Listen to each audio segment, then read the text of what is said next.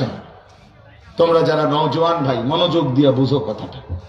তোমরা যারা বছরের পর বছর দিনের পর দিন ফজরের নামাজ পড়ো না, এক নাম্বার হলো তোমরা আল্লাহ তাআলার বান্দা না, তোমরা শয়তানের গোলাম।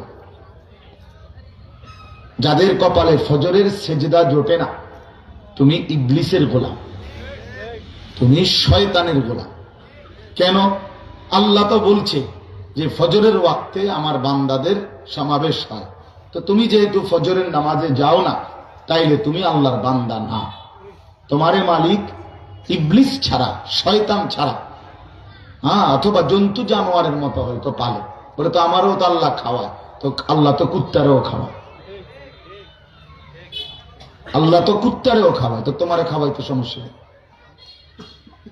তো আমিও তো ঘুম যাই, তো তুমি ঘুম যাও, কুত্তাও তো ঘুমায়, শুকরেও তো ঘুমায়, আমিও তো পেশাব পায়খানা করি, হয়তো